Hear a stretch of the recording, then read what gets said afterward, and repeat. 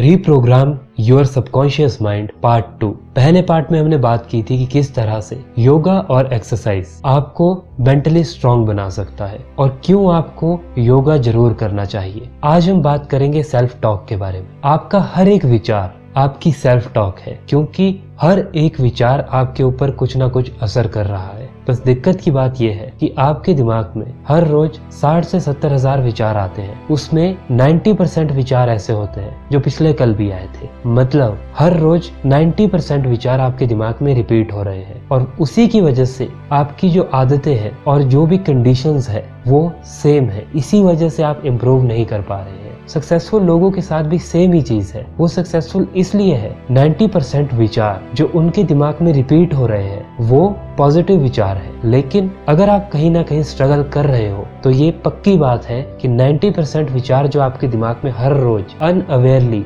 Repeat हो रहे हैं वो नेगेटिव विचार है। और आपका हर एक विचार अपने आप से एक बात होता है। आप जब भी कुछ सोच रहे हो तो इस चीज का ध्यान रखो कि आप अपने आप से बात कर रहे हो। एक तरह से ये डिसाइड कर रहे हो कि आपको अपने दिमाग को क्या इन्फॉर्मेशन देनी है। इसलिए आपको हर समय अवेयर रहना होगा कि आपके दिमाग में क्या चल रहा है। अगर आपको अपनी सेल्फ टॉक को ठीक करना है तो आपको ये समझना होगा कि एफर्मेशन से अच्छी कोई चीज नहीं हो सकती। आप हर रोज एफर्मेशन कर रहे हो अनअवेयरली भी, क्योंकि कल जो 90% विचार आए थे वो आज भी आएंगे। तो एक तरह से वो एफर्मेशन ही है और उसी के अकॉर्डिंग आपका हर एक बॉडी सेल रिएक्ट कर रहा है। इसलिए आपको ये समझना होगा कि अब ये टाइम है जब आपको उसे अवेयरली चेंज करना होगा। कुछ छोटी छोटी एफर्मेशंस बनाइए और उन्हें बार बार अपने दिमाग में रिपीट कीजिए जब भी आपको याद आता है। वो एफर्मेशन आपके गोल से रिलेटेड होनी चाहिए। अगर आप कोई बुरी आदत छोड़ना चाहते हो उससे रिलेटेड होनी चाहिए। लेकिन एफर्मेशन ऐसी बनाओ जो सिंपल हो और आपको याद रह सके।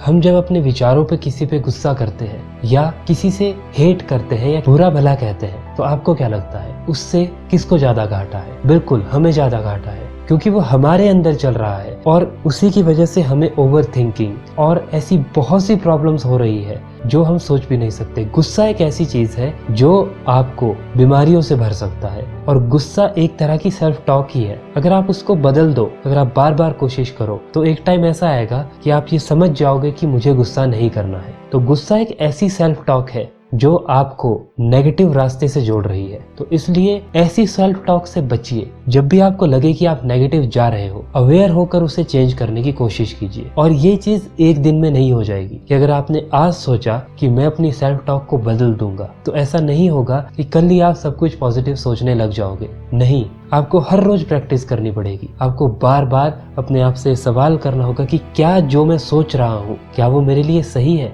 क्या किसी की बुराई करना विचारों में ही, सिर्फ दिमाग में ही, क्या उससे कुछ फायदा है? क्या वो मेरे गोल से रिलेटेड है? नहीं, वो आपके गोल से रिलेटेड नहीं है। तो इसलिए आपके विचार ऐसे होने चाहिए जो आपके गोल से रिलेटेड हो। आपकी सेल्फ टॉक ऐसी होनी चाहिए जो आपके गोल से रिलेटेड हो। और अगर आपको सेल्फ टॉक को बदलना है तो एफर्मेशन का यूज जरूर कीजिए।